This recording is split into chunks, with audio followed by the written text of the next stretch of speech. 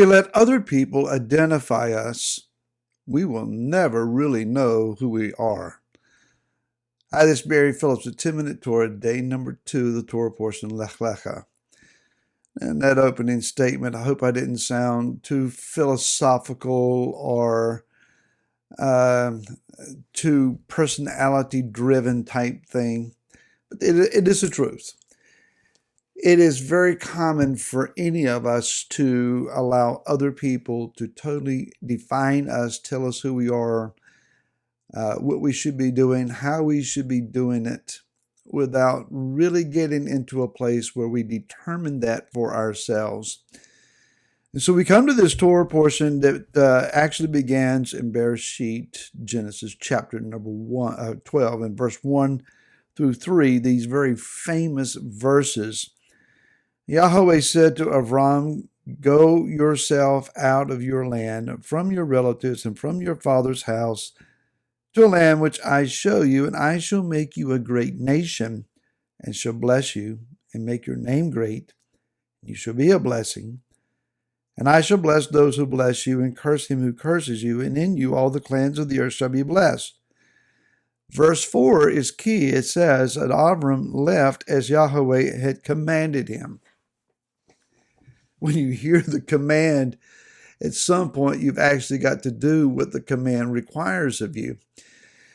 Lecha, it typically is interpreted as it is here, go yourself out or get yourself out. There's a couple of alternative definitions or translations of that phrase. It's not a word, it's a phrase. One is go to yourself. That is, your real self lies outside of your area of familiarity. More on that in a second. And the second thought pertaining to that is go in order to know yourself. Both can be attached to the idea you have to leave what is familiar and venture into the unknown to truly know who you are. As long as we are in the fortress and security of what has always been our reality, what has always been our stability, and dare I say, the tying of mother's apron strings, so to speak, in a manner of speaking. As long as that's where we are, we'll never really know who we are. There was a time that I left my hometown with my wife and my 2 very, very young daughters. Our youngest daughter, Andrea, at the time, was just a couple of months old. And we moved about 4 to 5 hours away from hometown, where we had always been, around the family that we had always been a part of. We left our local church. We left everything, our jobs, everything that was security to us, and ventured into a role as being on staff as a youth pastor at a church a great distance away. New parents, very idealistic as far as what we expected in ministry and how it ought to be done. And we were thrust into a world, a culture, and a very fast-paced area, much, much unlike that which we came from. In a lot of ways, we were very green, very naive, very ill-prepared for what we were stepping into. And it was one of those occasions where I had to spend a lot of time in prayer crying out, "Oh, Yah, help me." I didn't know what I was doing. I thought I could do the job, but I was failing at what was being expected of me and being tested and proven on many fronts. But again, I had to learn that I could pray, and I could pray for my family, and that the Father in heaven would hear me. I had to know that. After a short 10-month stint of that, we went to another city this time as a pastor of a very small church, living in a very, very small house.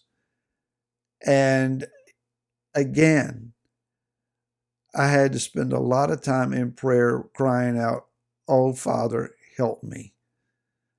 Idealistic still, green still. But I got to tell you, it was in those formative years that I began to learn who I am, who I was called to be, or am called to be. And I could have never, ever experienced those things without Lecha, getting out to find myself. Rabbi Lord Jonathan Sacks of blessed memory, greatly missed man, made a statement, and I quote, "Sometimes we have to give up our past in order to acquire a future." What a profound statement. Giving up the past to acquire the future. If we stay where we have always been, where everybody knows us, then we will be the person that everybody knows. And this is not to say that we get out and away from home like a college student and start compromising on family values because of the exhilarating experience of expanded boundaries and the limitations in mother and dad's eyes are not right upon you. You're out on your own. That's a very fragile time for so many, and many fail in that regard. This is talking about learning who you are in Messiah.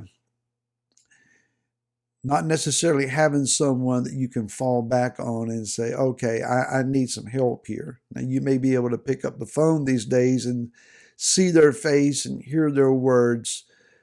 But when it comes to the doing, when it comes to the practicing and carrying the things out, it's on your shoulders and on your hands. So as long as we're surrounded by people who have their expectations of us, and they're calling us according to their purposes, arranging our opportunities because it's what they think is best for us. And sometimes they say, hey, I'll foot the bill. I'll pay for you to take care of what I believe you need to take care of. But any man or woman that was significantly used of Yah in Scripture, oftentimes you will find that they were in lonely places, that they walked by themselves. The prophets in particular don't seem to be people who lived among great crowds and enjoyed intimate family dinners on a regular occasion, but rather they were those who moved from one location to the other. These are isolated people. These are people that are hidden away.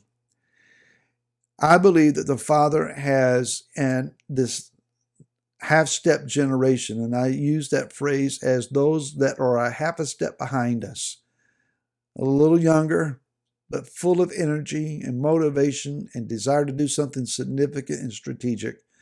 They are a half a step behind us. They're not rising up. They're not the next generation somewhere. They're almost on our heels, and we better hurry along. They are looking for their opportunities. And we know that they are going to go through proving grounds, testing times, hours where they're going to be uncertain and trying to figure out who they are and who it is that Yah has called them to be. While we're reaching our destinies and trying to grab them and get into them, Yah is calling us all to these lonely places, times where we're quiet, times where we're still enough to hear His voice. Avram could never be the man that Yah called him to be and stay where it was that he had always been. He had to come to a place where it was he and Yah. And because he did that, because he was willing to Lech Lecha, we're here. We have all this vast history and future in front of us because of what this one man did. Imagine what can happen when we do what we're called to do. We'll talk to you again tomorrow. Until then, shalom.